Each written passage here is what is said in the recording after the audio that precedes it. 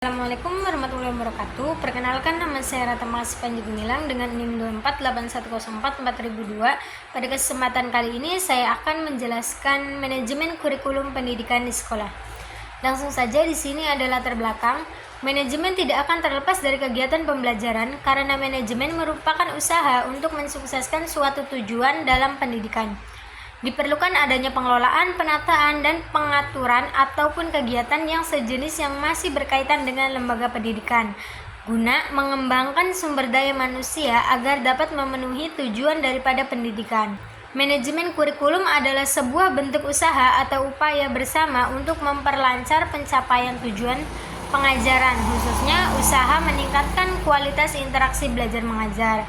Dalam upaya-upaya diperlukan adanya evaluasi, perencanaan, dan pelaksanaan yang merupakan suatu rangkaian yang tidak dapat dipisahkan.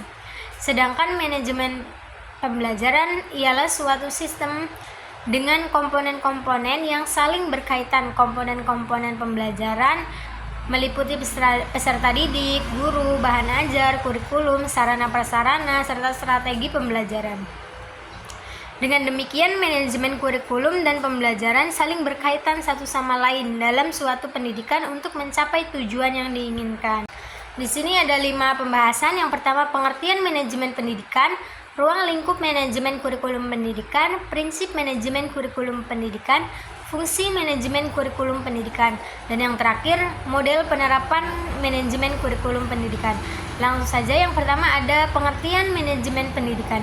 Manajemen kurikulum pendidikan adalah proses perencanaan, pengorganisasian, pelaksanaan, dan evaluasi seluruh kegiatan yang berkaitan dengan pengembangan dan pelaksanaan kurikulum dalam suatu lembaga pendidikan. Tujuannya untuk memastikan kurikulum dapat diterapkan secara efektif dan memberikan pengalaman belajar yang sesuai dengan tujuan pendidikan, sehingga menghasilkan kualitas pendidikan yang optimal. Kurikulum bukan hanya sekedar kumpulan mata pelajaran, melainkan mencangkup pengalaman belajar yang dirancang untuk mendukung perkembangan peserta didik agar sesuai dengan tuntutan zaman dan kebutuhan masyarakat.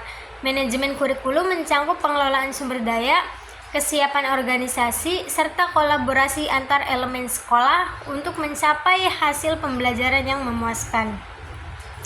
Secara garis besar, manajemen kurikulum meliputi 4 prinsip: perencanaan, pengorganisasian, pelaksanaan, dan pengendalian atau evaluasi kurikulum agar dapat berjalan sesuai rencana dan tujuan pendidikan nasional.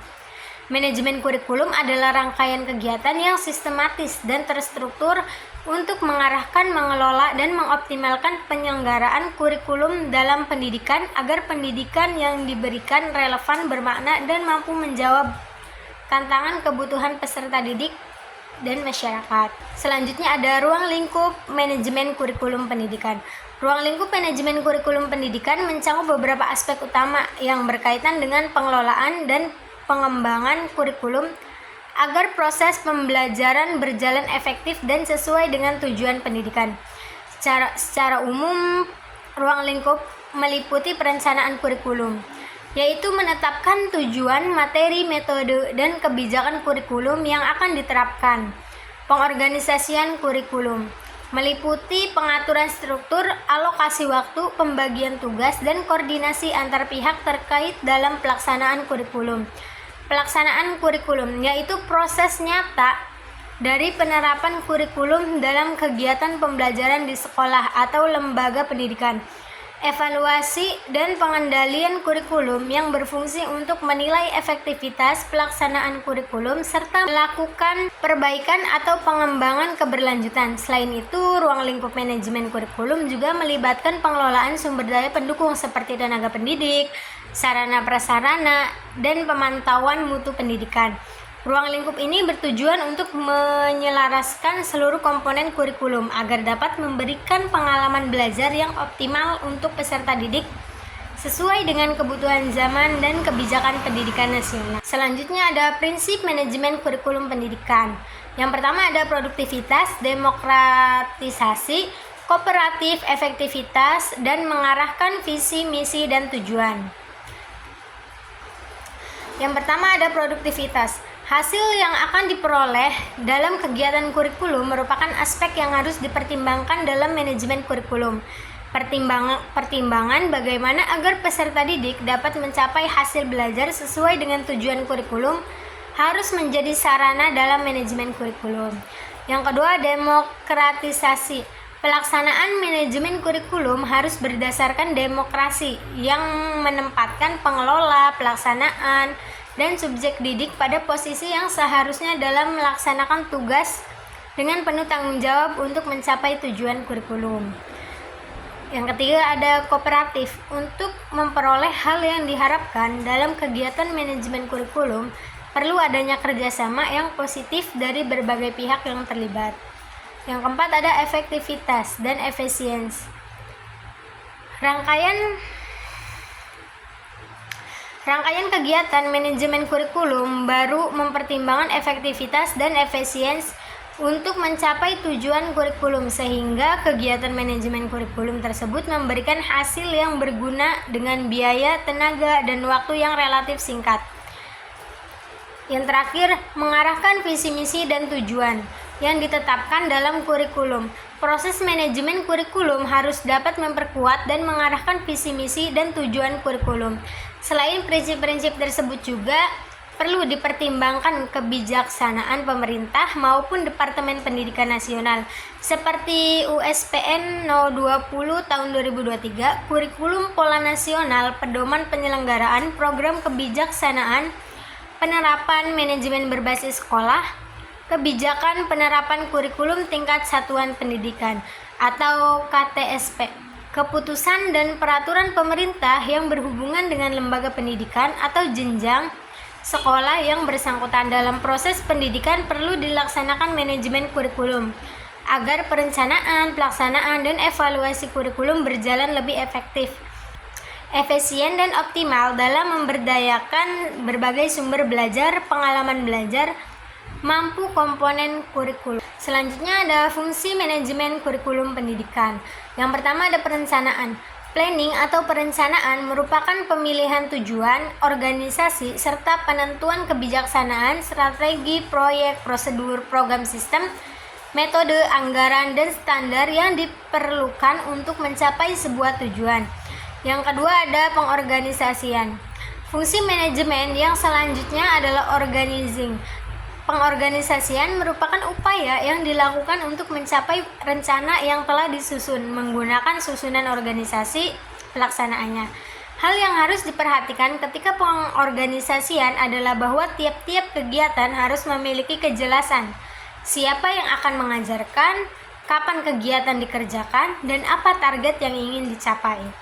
Selanjutnya ada pelaksanaan. Pelaksanaan adalah fungsi manajemen yang paling penting dalam pengorganisasian dan perencanaan.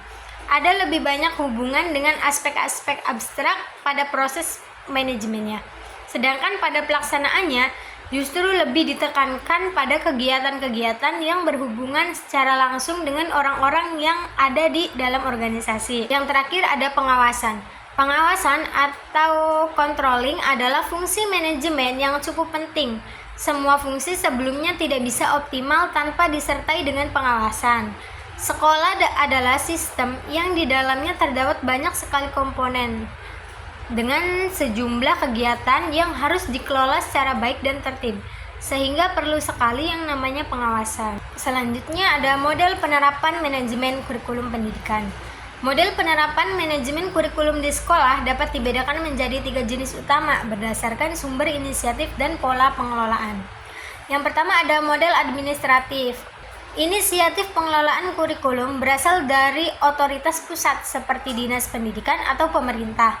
Sekolah hanya melaksanakan kebijakan dan arahan yang sudah ditetapkan tanpa banyak penyesuaian, cenderung bersifat formal dan terstruktur dengan pengawasan ketat dari atasan.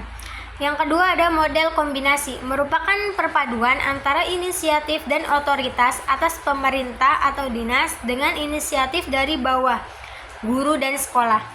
Sekolah masih mengikuti arahan pusat tetapi memiliki kebebasan untuk menyesuaikan kurikulum sesuai dengan kebutuhan dan kondisi lokal.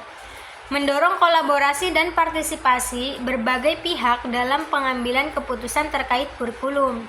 Yang terakhir, model grassroots. Inisiatif pengembangan kurikulum sepenuhnya berasal dari guru atau sekolah berdasarkan analisis kebutuhan nyata di lapangan, memberikan fleksibilitas maksimum bagi sekolah dan guru untuk merancang dan mengelola kurikulum yang relevan dengan konteks lokal. Model ini lebih responsif terhadap kebutuhan siswa dan lingkungan sekitar sekolah. Ketiga model ini dapat dipilih atau digabungkan sesuai dengan kebijakan pendidikan, budaya organisasi sekolah, serta tingkat otonomi yang diizinkan oleh pemerintah dan masyarakat pendidikan setempat. Selanjutnya ada kesimpulan. Manajemen kurikulum merupakan proses penting dalam pengelolaan perencanaan, pelaksanaan, dan mengevakuasi kurikulum guna mencapai tujuan pendidikan secara optimal. Manajemen kurikulum tidak hanya berkaitan dengan pengelolaan